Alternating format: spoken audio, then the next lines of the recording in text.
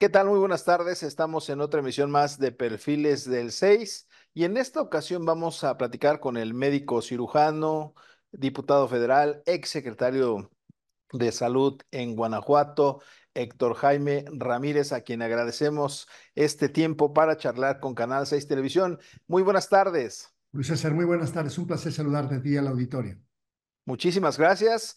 Como conocedor en materia de salud, tanto en la parte legislativa como en la práctica, usted ha trabajado de cerca en el ISSSTE, en el IMSS, en instituciones también privadas.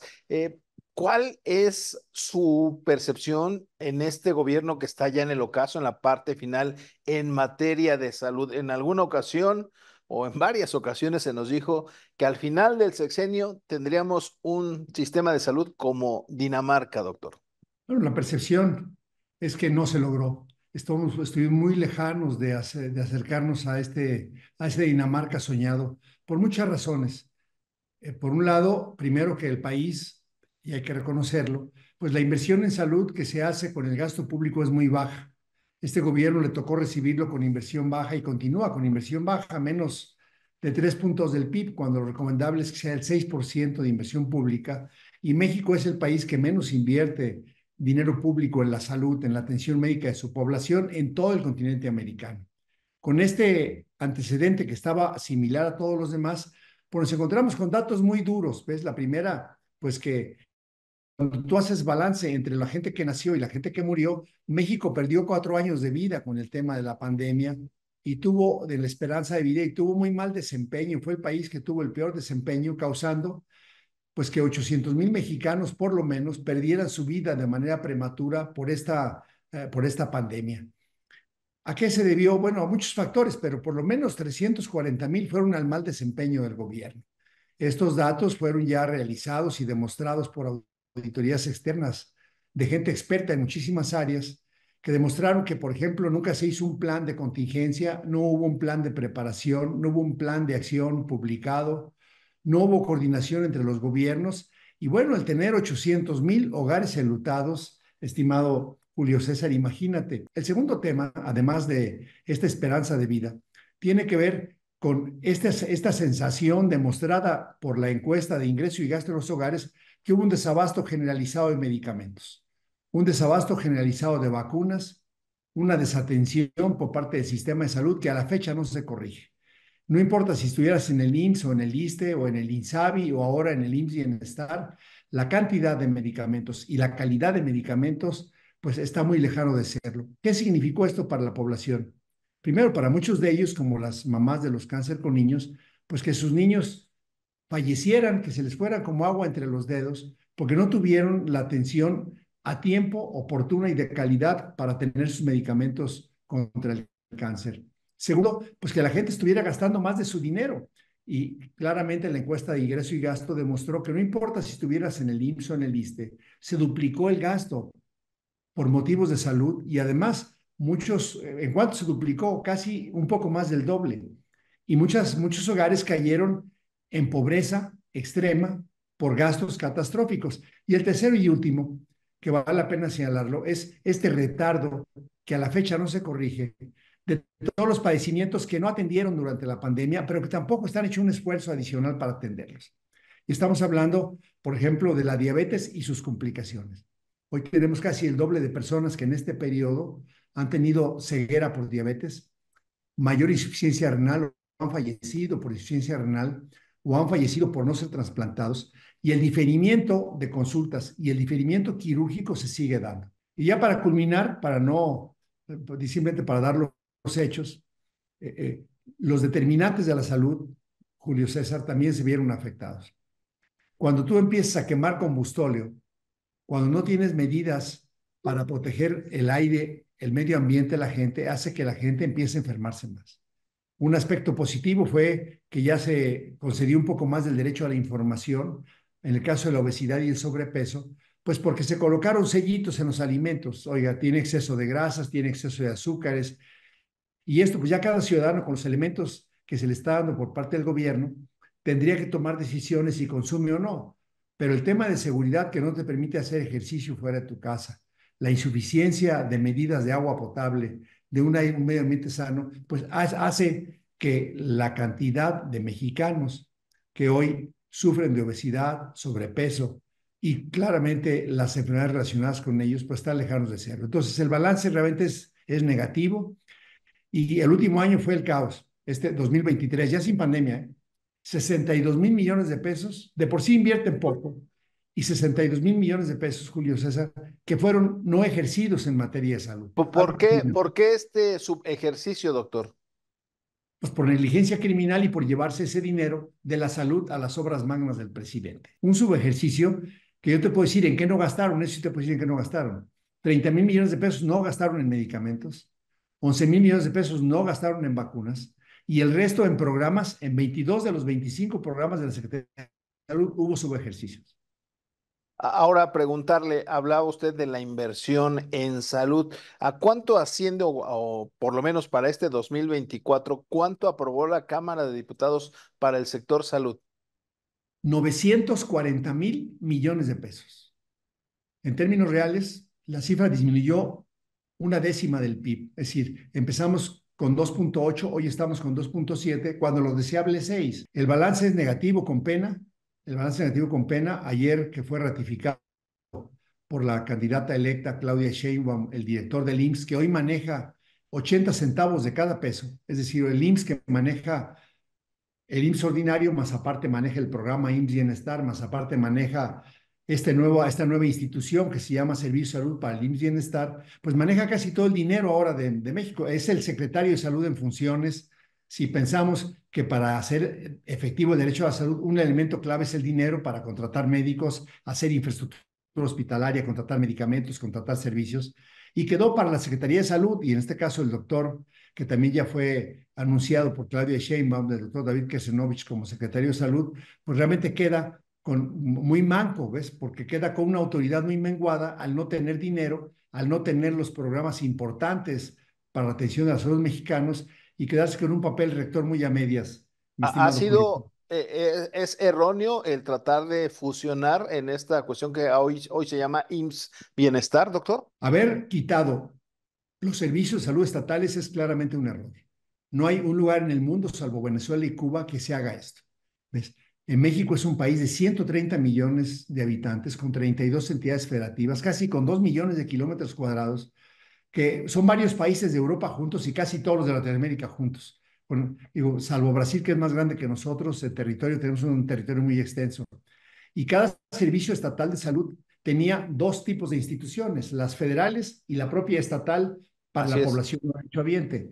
El tratar de concentrar todo hacia unas oficinas en México y entregar desde allá el servicio, la programación, el análisis, pues es muy insuficiente. Esta situación de crear un sistema de salud o de atención universal y medicamentos para todos, ¿cuál es su percepción? Eso sí es lo idóneo. Hacer la cobertura universal de salud sí es idóneo, que significa que no importa tenga seguridad social o no, tú recibas un paquete de servicios esenciales para toda la población y en todos lugares, entendiendo pues que es complicado en ocasiones llevar los servicios a 27% de la población mexicana que vive en zonas no urbanas, que viven en comunidades alejadas, en ocasiones con 4 o 5 viviendas. Bueno, 183,000 localidades, Julio César, se encuentran en poblaciones de menos de 2,500 habitantes. Ahí es complicado llevarlo. O sea, la cobertura universal es el sueño desde 1978. Decir eso, si está claro. La pregunta es, ¿se han hecho las ¿Cómo? medidas para lograrlo? Es no. Claramente no, porque el quitar los servicios estatales, por más que sea un funcionario capaz en la Ciudad de México sentado en el escritorio, no conoce las peculiaridades del terreno, no se puede ver por Google Maps que están dos unidades cercanas, pero hay una barranca que para cruzarla te avientas medio día. Y este gobierno no ha hecho lo necesario para la cobertura universal. Y te voy a dar un solo dato, Julio César. El dinero no cambió para la población asegurada, pero se aumentó de 50 a 70 millones.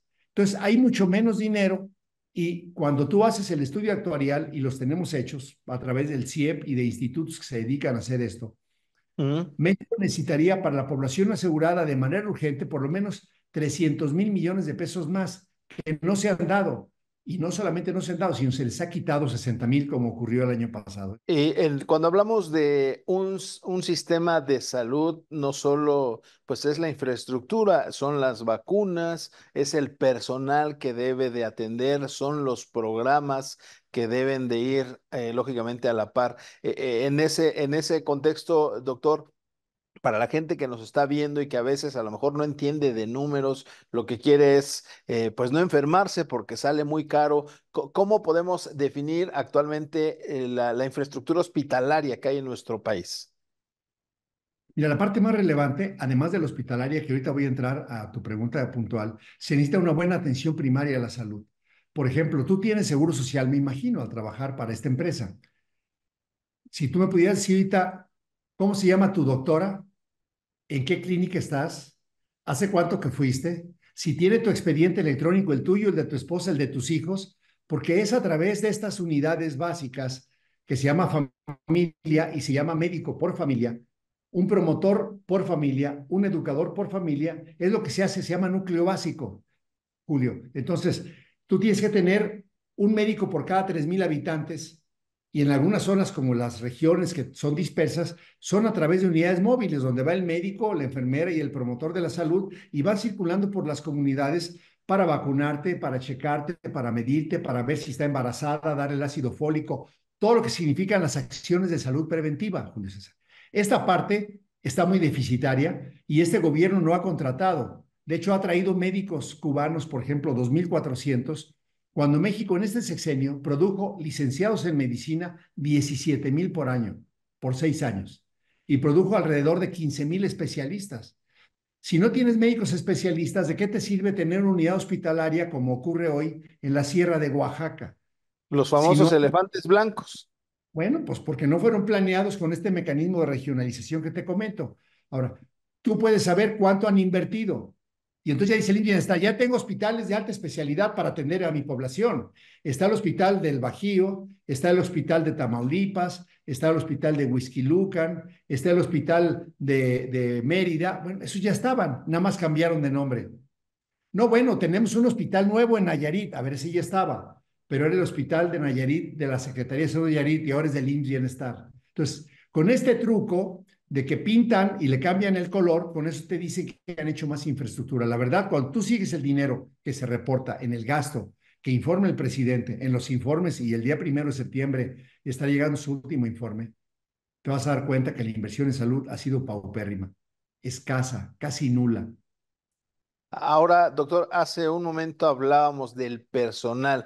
Hemos visto brotes de inconformidad de muchos doctores, enfermeras en los últimos meses. En varios puntos de la República Mexicana apenas vinieron gente de Guerrero a manifestarse en el Zócalo porque advierten que esa fusión del IMSS Bienestar pues simplemente les va a afectar, no les va a respetar su antigüedad y ellos precisamente pues tampoco o muchos de ellos no están siendo basificados. Le recuerdan a la autoridad que estuvieron en la primera línea, muchos de ellos murieron durante la pandemia, se les quería, se les trataba como héroes, pero una vez que pasó la pandemia, pues ahora son incómodos para el gobierno, muchos de ellos, doctor. Julio César, acabas de tocar un punto toral. No solamente médicos, enfermeras, odontólogos, nutriólogos, psicólogos, Personal de salud, sí, sí. personal de medicina prehospitalaria. Bueno, lo que está ocurriendo es lo que pasa cuando desde el centro se ve solamente la nómina, ¿no? Imagínate tú en el gobierno más chiquitito de este país, Colima, ¿no? La población más pequeña, Tlaxcala, Nayarit. Había, Morelos. había médicos en la Secretaría de Salud del Estado que tenían plazas federales cuando se descentralizó. Eso siguen con plaza federal, aunque se vayan al IMSS Bienestar. Ahí no hay problema. Pero había muchos médicos, porque esto empezó en el 97, casi 20 Ujú. años de federalización hizo que también el gobierno estatal contratara médicos con plazas estatales, porque cuando te enviaron los primeros médicos en el 97 que firmó Nayarit, Hacienda dijo, nomás a partir de ahorita todas las plazas ya no son federales, son plazas estatales que se homologaban en salario a la federal. Ahora que llega el IMSS Bienestar, dice, tú trabajas en Canal 6, ¿cuánto ganas? 10,000. Bueno, ¿y tienes plaza federal? No, entonces mira, te vamos a dar una nueva plaza acá, pero vas a gastar, en vez de 10,000, vas a gastar 6,000, vas a ganar 6,000. ¿Cómo? ¿Y mi antigüedad? No, no, sin antigüedad. Y base, pues para cuando haya. ¿Cuántos años llevabas trabajando tú? Bueno, en el 97 te pudieron haber contratado, llevabas 20 años trabajando con la plaza estatal, y cuando te contratan, ¿no?, en el Bienestar, si quieres, pues te están dando como el 60% de tu salario, ignorando derechos laborales básicos. Entonces, realmente es una tragedia, es un desprecio, porque nunca los trataron como héroes, ¿no? Porque además los engañaron, dijeron, si usted Sí, está sí. dispuesto a morirse con el COVID, porque no tenían cubrebocas, no tenían equipo, no, no, Sí, sí. nunca, no fueron vacunados a Pues, tiempo. pues, Fue pues porque no se prácticamente la pandemia desnudó lo que realmente pasaba en el sector salud, doctor. desnudó esta negligencia criminal del gobierno federal, Julio César, cuando no los protegió. México, y ahí sí somos primer lugar mundial. México fue el país que se murieron más médicos, más enfermeras y más profesionales de salud en todo el mundo por cada 100,000 habitantes, por el manejo pésimo de la pandemia. Entonces, ni los trataron ni ahora los tratan con desprecio porque te dicen, oye, Julio César, tú estás en la Ciudad de México. Sí, bueno, hay una plaza si quieres allá en Coahuila, en la Sierra, y te damos base. Oiga, pues moverse hasta allá con la mitad del salario por una basificación que ni siquiera es una basificación con el salario regular de los otros trabajadores. Y mira, el ejemplo es más simple. ¿Por qué el programa IMSS Bienestar no se cedió a la institución IMSS Bienestar? Existe el IMSS ordinario, el programa IMSS Bienestar con 89 hospitales que está presente en 19 estados, que siguen igual. Ellos siguen basificados igual y no lo cedieron, como si exigen que los estados se cedan todo. El IMSS Bienestar no lo cedieron porque las plazas son de mayor costo. Entonces también esos trabajadores están protegidos, ahí no hay problema. No hay diferendo en el IMSS ordinario, no hay diferendo en el programa IMSS Bienestar, pero sí todos aquellos estados cuyos gobernadores irresponsables, a mi juicio, entregaron los sistemas de salud a la federación, están desprotegiendo primero a su población al disminuir la calidad y el número de servicios y al no tener medicamentos locales. Y por el otro lado, están afectando a su propia población que tenían un contrato regular, quedándose además porque el litigio que va a tener esos trabajadores luego va a ser con el gobierno del Estado, ¿eh? Porque el convenio que están firmando es decir, oiga, y si usted contrató a alguien hace 20 años, pues cuando vaya a la Junta de Conciliación y Arbitraje, allá se arregla usted con el gobierno del Estado, ni siquiera con esta nueva institución. De ese Claro. también es el tema. Entrando en la parte final, doctor, preguntarle también, pues decía, estamos en el ocaso, ya en la parte final de este gobierno, ya se anunció a quien será el encargado de la Secretaría de Salud. Preguntarle primero cuál es su opinión sobre el próximo secretario de Salud y cuáles serían los tres primeros pendientes que tendría que atender de manera inmediata el nuevo gobierno. Mira, el doctor David Kesenovich es un mexicano muy distinguido, un investigador muy distinguido, un gastroenterólogo muy distinguido, muy preparado, muy capaz en la clínica, no en la salud pública. El primer reto que va a tener es buscar gente que sí sepa de salud pública, que no esté ideologizado, que no le impongan a personal como el que está ahorita y que se lo pueden estar imponiendo. De hecho, el presidente dijo, ay, que se quede Sbarch y que se quede Ruy López Vidaurre, que son los dos subsecretarios, uno es subsecretario y otro es el titular de la COFEPRIS, pues que no le impongan a la presidenta Claudia ni a David la posibilidad de llevar gente más competente para que le puedan ayudar al menos en la rectoría del sistema de salud en el poquito presupuesto que le dejaron. El segundo tema que tendría que hacer es, aparte de elegir bien a sus colaboradores, es volver a retomar con fuerza el papel rector en dos instituciones. Una se llama el Consejo de Salubridad General, que ha servido de tapete, que se anuló con este gobierno y que tiene que ver con la preparación para futuras pandemias. Ahorita volvió a empezar que ya subió el COVID y empezamos con la desinformación desde el gobierno federal. Entonces, este consejo, que es un organismo constitucional, debe ser muy fortalecido por el doctor David Kersenovich. Y el segundo es una coordinación con todos los gobernadores y con sus secretarios de salud, que no son el IMSS Bienestar. Cada gobierno estatal tiene un secretario de salud, aunque hoy no tenga dinero. Por ejemplo, el gobierno de Nayarit tiene secretario de salud sin dinero, sin médicos, sin enfermeras y solamente con las actividades que el gobierno federal está dejando de regulación sanitaria. Y esta institución se llama Consejo Nacional de Salud.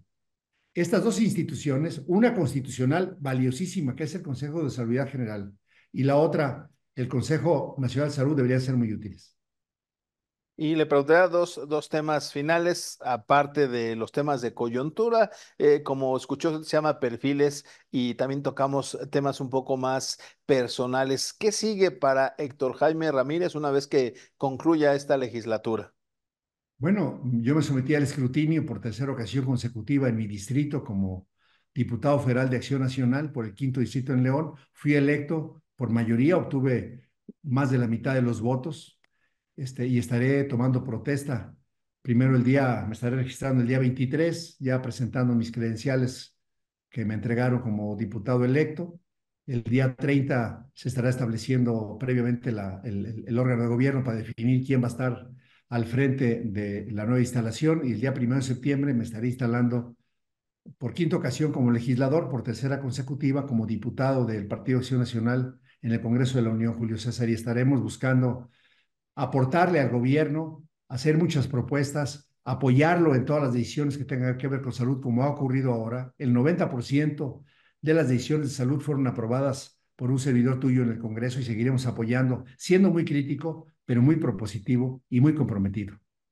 Usted también formó parte del equipo de la ex candidata Xóchitl Gálvez en materia de salud, encabezaba las mesas, frustrado, decepcionado después de lo ocurrido el 2 de junio. No, uno tiene que hacer lo que uno tiene que hacer. Estamos contrastando, he platicado con el doctor Kesenovich en varias ocasiones, hemos debatido en varias ocasiones, conoce nuestras propuestas, muchas de ellas concurren en acciones que hay que hacer y si en ellas él decide como secretario y le dan la autoridad para hacerlo, pues va a poder avanzarse. Pero además hoy tenemos que fortalecer mucho más otra comisión en el Congreso que se llama la Comisión de Seguridad Social, en donde está el ISSSTE, en donde está el Seguro Social, en donde está el Infonavit, en algunas de las áreas, y claramente ahí tenemos, como ya hoy ahí hay, te decía yo hace rato, 80 centavos de cada peso puestos en estas comisiones, bueno, estaremos más al pendiente, estaremos exigiendo más que el Seguro Social, que el ISSSTE cubra con la responsabilidad de la atención médica, además de la seguridad social. Si usted nos lo permite y como es costumbre en este espacio donde lo que intentamos es pues tratar de esclarecer temas como salud, temas de coyuntura, si hay las condiciones, una vez que se establezca la próxima legislatura, invitarlo a usted, invitar a otros legisladores especialistas y hacer una mesa ahí de análisis desde la Cámara de Diputados, si las condiciones lo permiten, para seguir ahondando sobre este tema tan importante que es el sistema de salud de nuestro país, doctor. Para mí será un honor y por supuesto que serás más que bien recibido, Julio César, en la Cámara de Diputados, en el Palacio de San Lázaro, y si no, pues nos vemos en el Canal 6 en persona, con mucho gusto. Muchísimas gracias. Gracias al diputado federal Héctor Jaime Ramírez. Gracias a usted por acompañarnos en otra emisión más de Perfiles del 6. Nos vemos la próxima semana. Muy buenas noches.